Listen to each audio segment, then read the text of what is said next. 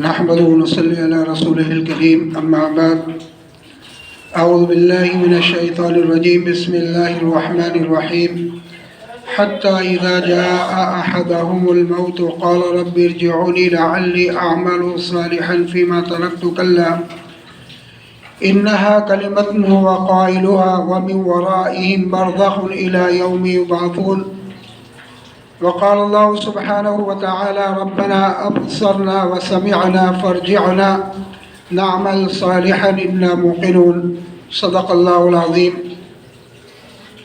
عن أبي أمامة رضي الله عنه أن رسول الله صلى الله عليه وسلم قال ثلاثة كلهم ضامن على الله إن عاش رزق وكفي وإن مات أدخله الله الجنة من دخل بيته فسلم عليه فهو ضامن على الله ومن خرج إلى المسجد فهو ضامن على الله ومن خرج في سبيل الله فهو ضامن على الله رواه ابن حبان او كما قال صلی اللہ علیہ وسلم.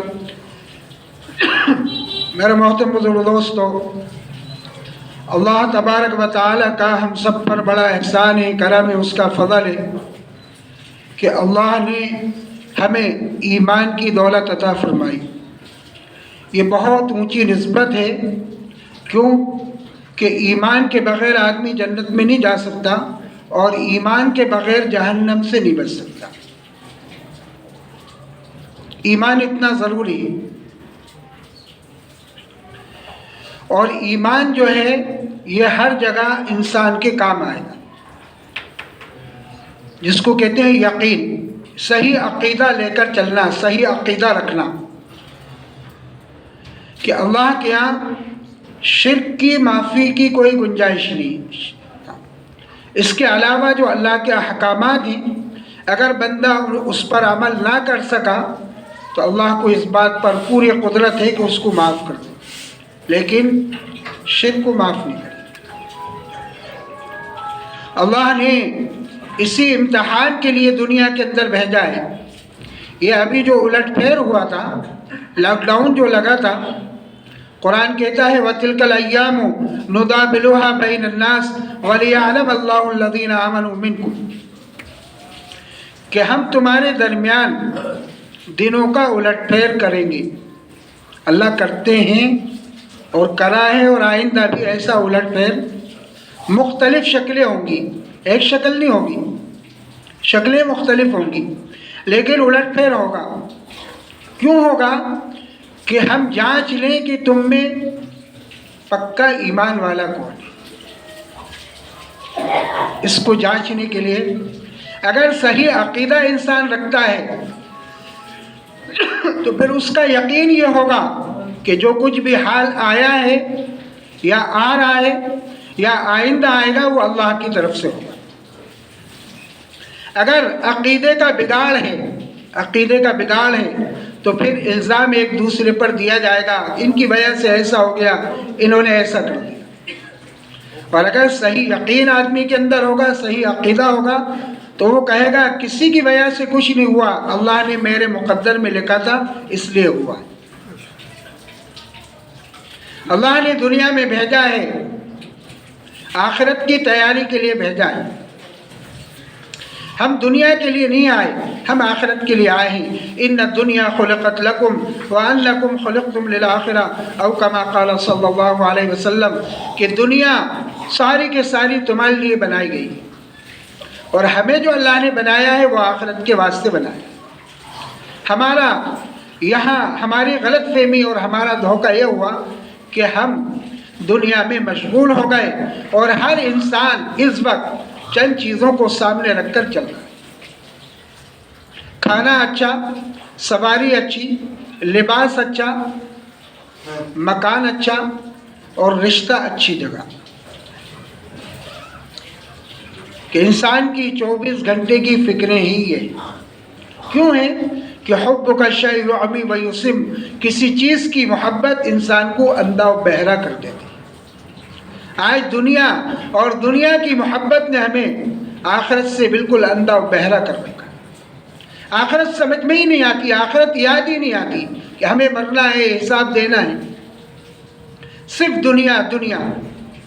انسان سو رہا ہے تو اسی فکر کو لے کر، اور صبح کا اٹھنا ہے تو اسی فکر کو لے کر، اور دن کی محنت ہے تو وہ دنیا کو لے کر،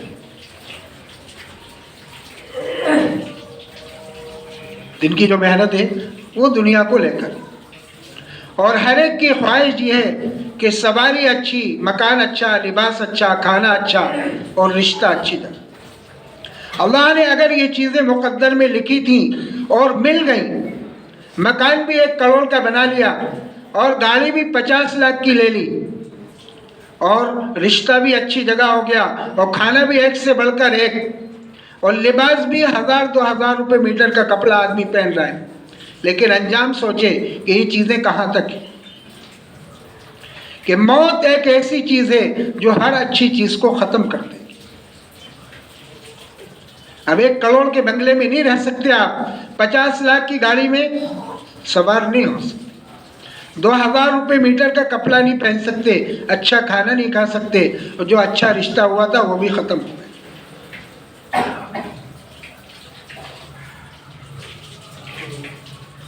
عقل مند انسان وہ ہے جو موت کے بعد ایک زندگی آئے گی اس کی تیاری میں لگے. ہر انسان کی چاہت یہ ہونا چاہیے میرا ایمان اچھا ہو جائے، جس کا قرآن نے مطالبہ کیا ہے آمنو کما آمن الناس، ایمان ایسا لاؤ جیسا کہ لوگ ایمان لائے تھے، اور وہ صحابہ کرام تھے.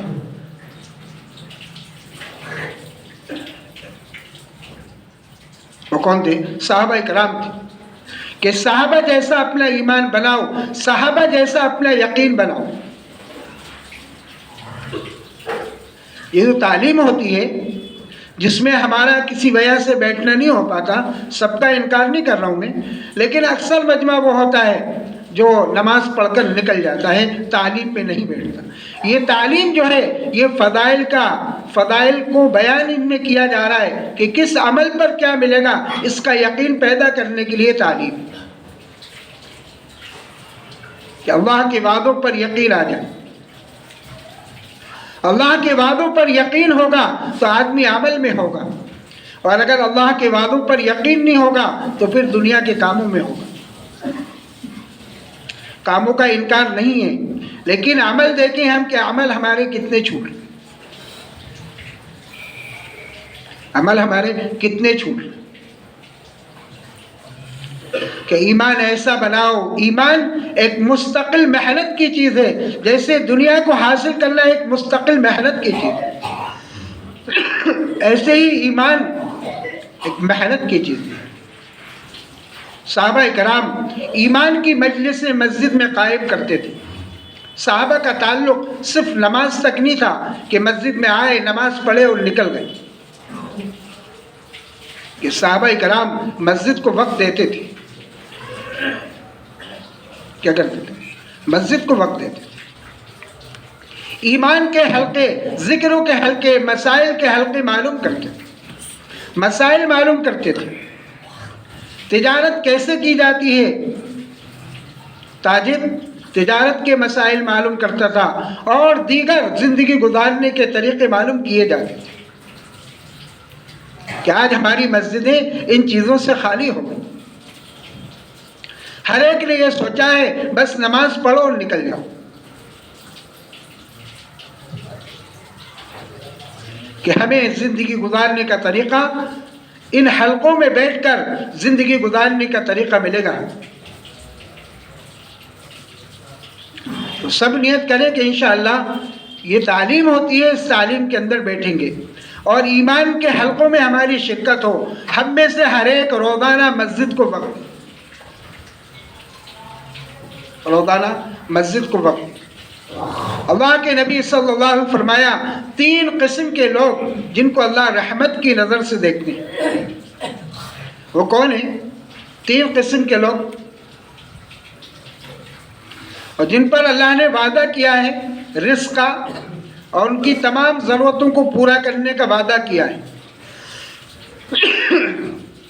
اور انتقال پر جنت کا وعدہ کیا گیا ہے. پہلی قسم، گھر میں داخل ہوتے وقت سلام کا اہتمام کیا جائے، سیدھا پیر رکھ کر گھر میں داخل ہوا جائے، اس کا اہتمام کریں. کہ سلام کرنے والا اور جن کو سلام کیا گیا ہے گھر والوں کو، یہ نہیں کہ یہ میرا بچہ ہے اس کو میں سلام کروں، یہ میری بیوی ہے کیا میں اس کو سلام کروں، کہ سلام میں چھوٹے بڑے کا کوئی وہ نہیں۔ البادی بالسلام بری من الکبر، کہ سلام میں پہل کرنے والا تکبر سے بری ہے۔ کہ گھر میں داخل ہوتے وقت ہم سلام کا اہتمام کریں، سیدھا پیر رکھ کر داخل ہوں، اللہ کے نبی صلی اللہ علیہ وسلم پر درود پاک پڑھیں اور قل ہو اللہ پڑھ لیں۔ کہتے ہیں اس گھر میں پریشانیاں نہیں آئیں گی، کہ سلام کرنے والا اللہ تعالیٰ کی ذمہ داری میں ہے، جب تک زندہ رہے گا روزی دی جائے گی، اس کے کاموں کی مدد کی جائے گی، انتقال ہو گیا تو اللہ سلام پر جنت دے دیں گے، بہت سستا سودا ہے سلام پر جنت۔ دوسری قسم فرمایا آدمی مسجد والا بنے، مسجد کی طرف آئے۔ مسجد کے بے شمار فضائل ہیں کہ جس کا دل مسجد میں اٹکا ہوگا وہ قیامت کے دن حشر کے میدان میں عرش کے سائے کے اندر ہوگا، جس دن اللہ کے سائے کے علاوہ کوئی سایہ نہیں۔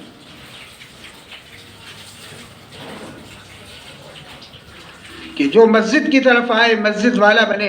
حضرت علی رضی اللہ عنہ کا قول ہے ہر مسلمان کے ذمے ہے کہ وہ مسجد کو وقت دے۔ کس کو وقت دے؟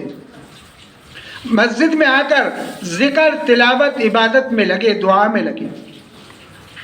اور تیسری بات حضرت علی رضی اللہ عنہ فرماتے ہیں کہ نئے نئے ساتھیوں کو محنت کر کے مسجد والا بنایا جائے۔ جو روزانہ ملاقاتیں ہوتی ہیں وہ اسی لیے ہوتی ہیں کہ گھر کے ہر فرد کا تعلق مسجد سے ہو جائے، وہ مسجد والا بن جائے، ورنہ دکان و مکان ایک دن قبرستان پہنچ گئے، مسجد سے کوئی واسطہ نہیں رہا کہ وہ آدمی بڑے نقصان میں ہوگا۔ مسلمان اور اس کا تعلق مسجد سے نہ ہو کہ یہ بات تو تصور میں لا ہی نہیں جا سکتی تھی دور صحابہ کے اندر، لیکن آج مسجد کا چھوڑنا ایک عام بات ہے۔ سالوں گزر جاتی ہیں مسجد سے کوئی تعلق نہیں رہتا۔ کہ جو مسجد کی طرف آئے گا مسجد والا بنے گا، اللہ اس پر رحمت کریں گے، اس کو روزی دیں گے اور اس کے کاموں کے ذمہ دار بنیں گے، اور انتقال ہو گیا تو اللہ جنت عطا فرمائے۔ تیسری قسم اللہ کے راستے کی محنت۔ ایک محنت ہوتی ہے باہر نکل کر، ایک محنت ہوتی ہے اپنے مقام پر، اور دونوں چیزیں ضروری ہیں۔ باہر کا نکلنا اس لیے ضروری ہوتا ہے، آپ نے دیکھا ہوگا کہ بہت تیز بارش ہوتی ہے، دیکھنے والے یہ کہتے ہیں سب ایسا لگ رہا تھا جیسے بادل پھٹ گیا۔ صبح جب ہم اٹھے تو روڈ، گلیاں، نالیاں بالکل صاف۔ کیا ہوا کہ صاحب بہت تیز بارش ہوئی تھی، بارش بہت تیز ہوئی تھی، ساری گندگی کو بہا کر لے گئی، لیکن وہ پانی سارا بہہ کر چلا گیا، کسی کے کام نہیں آیا۔ کہ یہ باہر نکلنا اللہ کے راستے میں 4 مہینے اور چلنے کے لیے، یہ دل کی گندگی کو دور کرنے کے لیے، دل پاک صاف ہو جائے، کہ اللہ کے ٹھہرنے کی جگہ وہ دل ہے، ایمان کے ٹھہرنے کی جگہ دل ہے۔ کہ باہر کی محنت اس لیے، اور مسجد کی محنت اس لیے ہوتی ہے، مسجد کی محنت اس لیے ہوتی ہے کہ اس کے اندر جماؤ ہوتا ہے، ٹھہراؤ ہوتا ہے، اور قرآن کہتا ہے ہر وہ چیز جو ٹھہرنے والی ہو وہ نفع بخش ہوگی۔ کیا بولے؟ نفع بخش ہو۔ سمجھ میں آ رہی بات؟ جو کہتے ہیں بہتے ہوئے پانی کی طرح بنے، کہ بہتا ہوا پانی وہ خود بھی پاک ہوتا ہے، اور جو اسے استعمال کر لے وہ بھی پاک ہو جاتا ہے، اور جب پانی بہتے بہتے رک جاتا ہے تو وہ گندا ہو جاتا ہے، وہ ناپاک ہو جاتا ہے، اور جو اسے استعمال کرے گا وہ بھی ناپاک ہو جائے گا۔ کہ ہم بہتے ہوئے پانی کی طرح سے بنے۔ میرے محترم دوستو، اللہ نے دنیا میں بھیجا ہے آخرت کی تیاری کے لیے بھیجا ہے، اور سمجھنے کے دو ہی میدان ہیں، تیسری کوئی جگہ نہیں۔ سمجھنے کے دو میدان ہیں، تیسرا کوئی میدان نہیں، تیسری کوئی جگہ نہیں۔ اور موت ایک ایسی چیز ہے کہ انسان اس سے بھاگ نہیں سکتا، چھپ نہیں سکتا، بچ نہیں سکتا، کہ موت تو تمہیں پکڑ کر رہے گی، آ کر رہے گی۔ موت سے کوئی بھاگ نہیں سکتا، چھپ نہیں سکتا، بچ نہیں سکتا۔ سمجھنے کے دو میدان ہیں۔ عقل مند انسان وہ ہے کہ آگے بڑھنے سے پہلے وہ سمجھ جائے اور سمجھ کر آگے بڑھے۔ مثال کے طور پر ہری بتی اور لال بتی۔ ہری بتی کائے کے لیے ہوتی ہے؟ کس لیے ہوتی ہے؟ جانے کے لیے، آپ کے لیے راستہ بالکل صاف ہے، کوئی دقت پریشانی۔ اور لال بتی رکنے کے لیے ہوتی ہے۔ ایک آدمی کو معلومات ہے، لیکن گاڑی چلانے والے کے سامنے ابھی کچھ چیزیں نہیں ہیں۔ ڈنڈا، ہتکڑی، چالان کا بننا، گاڑی کی ضبطی، یہ اس کے سامنے نہیں۔ علم تو ہے، لیکن سمجھ کی بات ہے کہ وہ لال بتی میں گھس گیا، تو جو چیزیں ابھی نظروں سے اوجھل تھیں، ڈنڈا، ہتکڑی، چالان کا بننا، گاڑی کی ضبطی، وہ ساری چیزیں سامنے آ جائیں گی لال بتی میں گھسنے کے بعد۔ اور حکومت کا عملہ جو ہوتا ہے وہ دو قسم کا ہوتا ہے، ایک سمجھانے والا، ایک پکڑنے والا۔ جس کا کام سمجھانا ہوتا ہے وہ پکڑتا نہیں ہے، جس کا کام پکڑنا ہوتا ہے وہ سمجھاتا نہیں ہے۔ دونوں کے کام الگ الگ ہیں۔ اللہ تعالیٰ نے بھی دو جماعتیں بنائی ہیں، ایک انبیاء علیہم السلام کی جماعت ہے، ایک فرشتوں کی جماعت ہے۔ انبیاء کا کام صرف سمجھانا ہوتا ہے، انبیاء پکڑتے نہیں، اور فرشتوں کا کام پکڑنا ہوتا ہے، فرشتے آپ کو سمجھائیں گے نہیں۔ کام الگ الگ ہے۔ اب یہ انسان لال بتی میں گھس گیا، اور ڈنڈا، ہتکڑی اور چالان کا بننا اور گاڑی کی ضبطی، یہ سب چیزیں سامنے آ گئیں۔ اب یہ کہے صاحب میں تو اس کو ہلکے میں لیتا تھا، لیکن یہ تو یقینی چیزیں ہیں، سامنے آ گئیں کہ اب کبھی لال بتی میں نہیں گھسوں گا میں۔ اگر مشاہدہ کرنے کے بعد بات سمجھ میں آئی تو وہ سمجھنا کام نہیں دے گا، کہ اب تو دیکھ لیا آنکھوں سے کہ یہ چیزیں ہیں، تو وہ آپ کو چھوڑیں گے نہیں کہ صاحب بہت اچھا، آپ کی بات سمجھ میں آ گئی، اب کبھی آپ لال بتی میں مت گھسنا۔ کہ ایسا نہیں ہوگا۔ اگر زیادہ آپ نے کچھ کرا تو وہ کہیں گے بکواس کر رہا ہے۔ کیا ہوگا؟ یہی ہوتا ہے نا کہ بکواس، کوئی سنوائی نہیں ہوتی، کہ ابصرنا وسمعنا فرجعنا، کہ دیکھ لیا اور سن لیا کہ ہمیں واپس لوٹا دیجیے۔ گاڑی والا کہہ رہا ہے ہمیں لوٹا دیجیے، اب کبھی لال بتی میں نہیں گھسوں گا، کہ بالکل دماغ میں فٹ بات بیٹھ گئی ہے، اب کبھی لال بتی میں نہیں گھسوں گا۔ تو وہ عاملہ کہتا ہے جس نے پکڑا ہے کہ یہ آدمی بکواس کر رہا ہے، اس کی کوئی سنوائی نہیں ہوتی، ہوتی۔ ایسے ہی اللہ فرماتا ہے حتی اذا جاء احدهم الموت، کہ جب ان میں سے کسی کو موت کا وقت آ جاتا ہے، موت واقع ہو جاتی ہے، اور اس میدان سے نکل کر اس میدان میں سمجھا نہیں، آگے والے میدان میں گھس گیا۔ ایک میدان ہے سمجھنے کا، اللہ کا راستہ، اللہ کے راستے کی محنت، اور ایک میدان ہے موت کے وقت کا۔ اسے گاڑی والے کے لیے ایک میدان تھا لال بتی آنے سے پہلے، وہ سمجھ جاتا، اور ایک میدان اس کے لیے دوسرا میدان تھا لال بتی میں گھسنے کے بعد۔ اگر پہلے میدان میں سمجھ جاتا تو وہ سمجھنا اسے کام آتا، دوسرے میدان میں گھسنے کے بعد بات کو سمجھا تو وہ سمجھنا کام نہیں آیا۔ ایسے یہاں سے آگے بڑھ گئے بغیر سوچے سمجھے، اور موت آ گئی، اور اس میدان میں بات کو سمجھا نہیں، تو اگلے میدان میں بھی بات سمجھ میں آئے گی، جیسے وہ گاڑی والے کے سمجھ میں آ رہی ہے، لیکن وہ سمجھنا کام نہیں آئے گا۔ فرعون جیسا اللہ کا نافرمان، اللہ کا باغی، اللہ کا دشمن، اللہ کا انکار کرنے والا، اس کی بھی بات سمجھ میں آئی، اور اس نے یوں کہا آمنتو، میں ایمان لایا، کہ میرے بات سمجھ میں آ گئی۔ اللہ نے جبریل امین کو پہنچایا کہ جاؤ کیچڑ اٹھا کے اس کے منہ میں ڈال دو کہ تیرا سمجھنا اب کسی کام کا نہیں۔ سمجھنے کا میدان پہلے کا ہے، دوسرے میدان میں سمجھ میں آنا کہ وہ سمجھنا کام نہیں آئے گا، وہ سمجھنا کام نہیں آئے گا۔ پہلے والا میدان اگر اس میں بات سمجھ میں آ گئی تو وہ سمجھنا کام آئے گا۔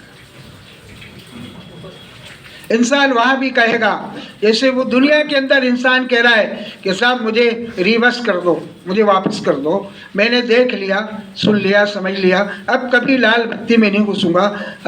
انسان بھی اللہ سے کہے گا کہ جن شعبوں میں رہ کر میں اچھے عمل کر کے نہیں آ سکا، کہ اب انہی ساری چیزوں کے اندر رہ کر میں اچھے عمل کروں گا۔ ربنا ابصرنا وسمعنا فرجعنا نعمل صالحا، کہ انسان وہاں بھی کہے گا کہ دیکھ لیا، سن لیا، سمجھ لیا کہ اللہ واپس کر دے، اب اچھے عمل کر کے آؤں گا، اچھی زندگی گزار کے آؤں گا۔ تو اللہ بھی فرمائے گا انہا کلمۃ ہوا قائلھا، اس کی ایک بکواس ہے جو یہ کرے جا رہا ہے۔ اسے دنیا میں جنہوں نے پکڑا ہے ان کے سامنے آدمی بحث میں تو وہ کہیں یہ بکواس کر رہا ہے، تو اللہ بھی فرمائے گا قیامت کے دن انہا کلمۃ ہوا قائلھا ومن ورائہم برزخ الی یوم یبعثون، اس کی بکواس ہے، کوئی سنوائی نہیں ہوگی۔ میرے محترم بزرگ دوستو، آج کا میدان ہمارے سمجھنے کے لیے بہت کافی ہے۔ اللہ کرے کہ یہ باتیں ہمارے سمجھ میں آئیں، اللہ کرے کہ یہ باتیں ہمارے سمجھ میں آئیں۔ میرے محترم بزرگ دوستو، آپ کے یہاں اجتماع ہو رہا ہے، ارے ہو رہا ہے نا، فروری میں 25، 26، 27 یہی تاریخ ہے۔ اجتماع ایک محنت کا نام ہے۔ اجتماع کو ہم نے الگ الگ اعتبار سے سمجھا ہے۔ کسی نے اجتماع کو یوں سمجھا کہ بھئی چل کے بیان سن لیں گے، حضرت جی کا اور دیگر لوگوں کا بیان سن لیں گے۔ وہ یہ سمجھ رہا ہے بیان سن کر کہ اجتماع کامیاب ہو گیا کیونکہ میں نے بیان سن لیا۔ ایک آدمی شرکت کے لیے جا رہا ہے 3 دن، وہ یہ سمجھ رہا ہے کہ میں نے شرکت کر لی تو اجتماع کامیاب ہو گیا۔ اور بہت سے لوگ دعا میں شریک ہو جاتے ہیں، وہ یہ سمجھتے ہیں کہ ہم دعا میں شریک ہو گئے تو اجتماع کامیاب ہو گیا۔ اجتماع کی کامیابی یہ نہیں، اجتماع ایک محنت کا نام ہے، اور محنت پہلے کی ہے، بات کی نہیں ہے، پہلے کی محنت یہ ہے کہ اجتماع ایک محنت کا نام ہے کہ ہر مسلمان کو نماز پر لانا ایک محنت ہے۔ دوسری محنت یہ ہے ہر گھر میں تعلیم اور قرآن کا حلقہ،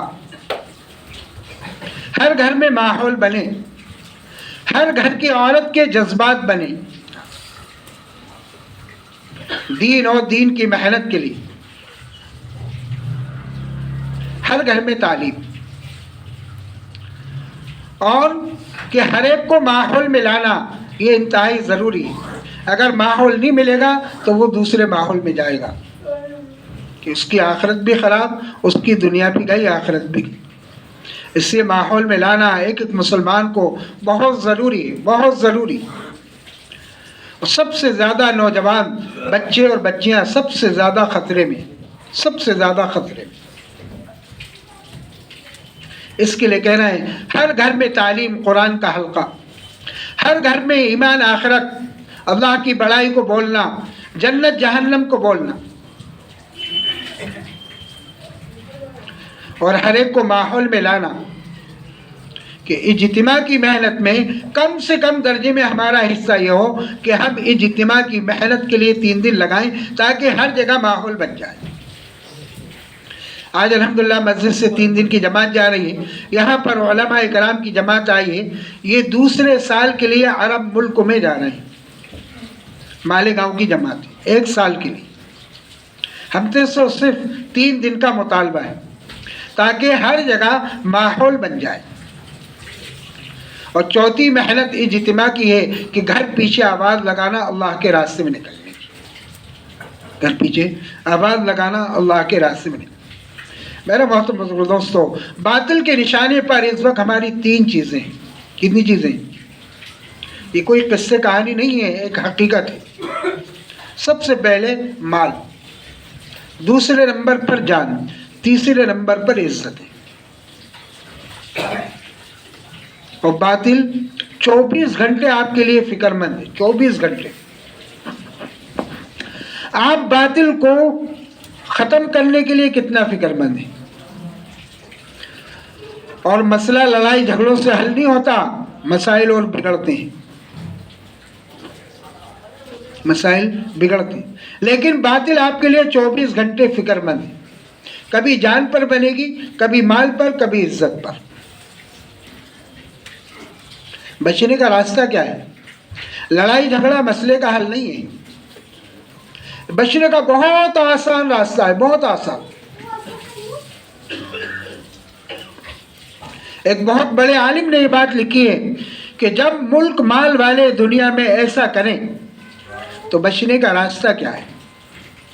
فرمایا بچنے کا راستہ اعمال دعوت ہے، کہ دعوت کے عملوں میں لگنا، یہ بچنے کا راستہ ہے۔ قرآن کی آیت بھی ہے، واللہ یعصمک من الناس، کہ اللہ لوگوں سے حفاظت کریں گے، ہماری جان، ہمارے مال، ہماری عزتیں محفوظ رہیں گی اس راستے کے اندر، اللہ کا وعدہ ہے۔ ورنہ نظریں دیکھ رہی ہوں گی ہمارے سامنے، آنکھوں کے سامنے مال کو برباد کیا جا رہا ہوگا، کچھ نہیں کر سکتے۔ کسی کی جان لی جا رہی ہوگی، کچھ نہیں کر سکتے۔ گھر کی عورتوں کی عزتیں پامال کی جا رہی ہوں گی، نظریں دیکھ رہی ہوں گی، لیکن آپ کچھ نہیں کر سکتے۔ اللہ نے ایک بہت آسان راستہ دیا ہے بچنے کے لیے، اور وہ اعمال دعوت ہے، کہ ہر مسلمان اعمال دعوت میں لگے، ہر مسلمان اعمال دعوت میں لگے۔ ہر مسلمان کا تعلق روزانہ مسجد کی محنت سے ہو، جتنا وقت دے سکتے ہو ہم، 1 گھنٹہ، آدھا گھنٹہ، پون گھنٹہ، 1.5 گھنٹہ، لیکن روزانہ ہمارا مسجد کی محنت سے تعلق، کہ یہ ہیں بچنے کے راستے۔ ورنہ باطل ایسا نظام اسکولوں میں شروع کر رہا ہے کہ آپ کے بچے چند ہی سالوں میں، اگر گھروں میں اللہ کی بڑائی کے، آخرت کے، جنت جہنم کے، اللہ سے ہونے کے تذکرے نہیں ہوئے تو چند ہی سالوں میں بچے آپ کے ہوں گے انکار اللہ کا کر رہے ہیں کہ اللہ کوئی چیز نہیں۔ بچے آپ کے ہوں گے مخالفت دین کی کر رہے ہوں۔ سے بہت ضروری ہے کہ اپنے گھروں میں ماحول بنایا جائے تعلیم کے ذریعے سے۔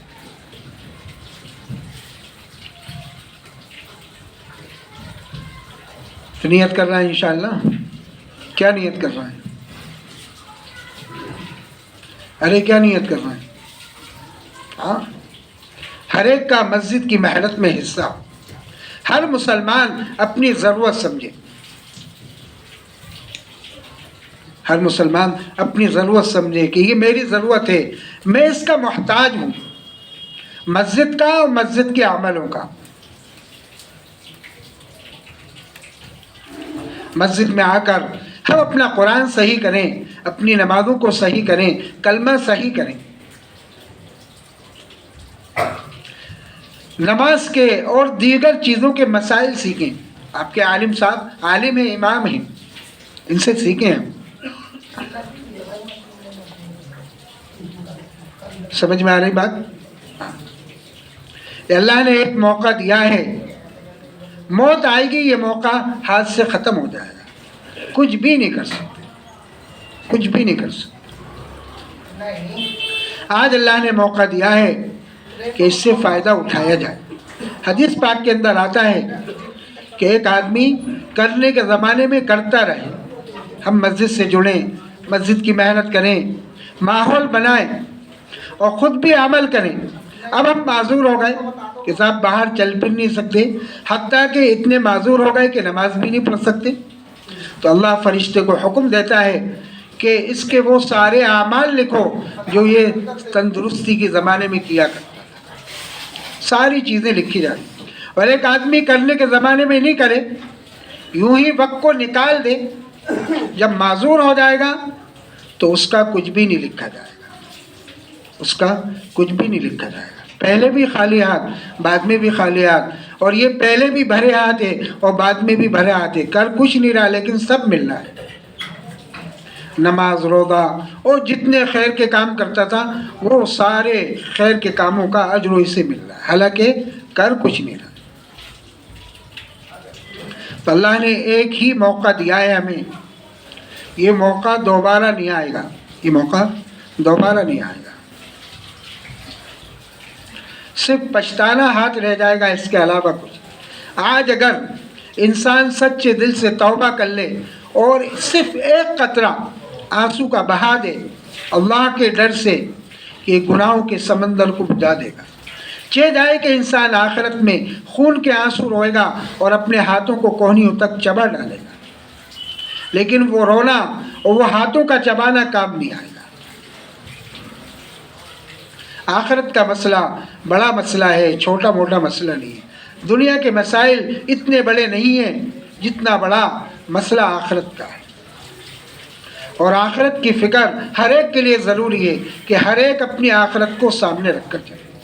آج جو پریشانیاں آ رہی ہیں اس کی اکیلی وجہ یہ ہے کہ انسان اللہ کی یاد سے اعراض کیا ہوا ہے اور انسان اللہ کو بھلایا ہوا ہے۔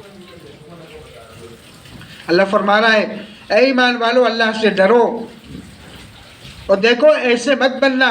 ایک ماں کیا سمجھائے گی، ایک باپ کیا سمجھائے گا اپنی اولاد کو، جس انداز میں اللہ ہمیں سمجھا رہا ہے۔ دیکھو ایسے مت بننا، ہم اپنے بچوں کو سمجھاتے ہیں دیکھو فلاں جگہ مت جانا، فلاں کے پاس مت بیٹھنا، اس کا ماحول اچھا نہیں۔ اللہ کیا کہہ رہا ہے وَلَا تَكُونُوا كَالَّذِينَ نَسُوا اللَّهَ فَأَنسَاهُمْ أَنفُسَهُمْ۔ دیکھو ایسے مت بننا جنہوں نے اللہ کو بھلا کر زندگی گزاری۔ کس کو بھلا کر؟ آگے قرآن کہتا ہے انہوں نے اللہ کو نہیں بھلایا، فَأَنسَاهُمْ أَنفُسَهُمْ، کہ حقیقت میں تو یہ ہے کہ انہوں نے اپنے آپ کو بھلایا ہے۔ اور یہ حالات جو آتے ہیں قرآن کہتا ہے وَمَنْ أَعْرَضَ عَنْ ذِكْرِي فَإِنَّ لَهُ مَعِيشَةً ضَنْكًا، کہ جو بھی ہماری یاد سے اعراض کرے گا، روگردانی کرے گا، منہ پھیرے گا، منہ موڑے گا، ہم زندگی کو تنگ کریں گے۔ اللہ زندگیوں کو تنگ کرنا جانتے ہیں، کن کن شکلوں میں کریں گے وہ اللہ کے علم میں۔ اور دنیا میں زندگیوں کو تنگ کریں گے، آخرت میں اندھا اٹھائیں گے۔ یہ انسان کہے گا اے اللہ آپ نے مجھے اندھا کیوں اٹھایا، میں دیکھنے والا تھا، میری آنکھیں تھیں۔ اللہ فرمائے گا ہاں اسی طریقے سے کہ دنیا میں رہ کر تم نے ہماری نشانیوں کو بھلا دیا، لہذا آج تمہیں بھلا دیا گیا۔ جس کو اللہ بھلا دیں گے اس کا کوئی پرسان حال نہیں۔ اس لیے سب نیت کریں انشاءاللہ کہ ایک ماحول بنے، ایک ماحول بنے، ہر مسلمان کا تعلق مسجد سے ہو، ہر مسلمان مسجد سے فائدہ اٹھا رہا ہو۔ فائدہ اٹھانا یہاں ضرورتوں کو پورا کرنے کے لیے، فائدہ اٹھانا یہ ہے کہ قرآن صحیح کرنا، نمازوں کو صحیح کرنا، مسائل معلوم کرنا، کہ اس سے فائدہ اٹھایا جائے تاکہ عمل ہمارے صحیح طریقے پر ہوں، ہماری نمازیں درست ہو جائیں، ہمارے زندگی گزارنے کا طریقہ صحیح ہو جائے۔ کریں گے انشاءاللہ۔ اللہ مجھے بھی آپ حضرات کو بھی عمل کی توفیق عطا فرمائے۔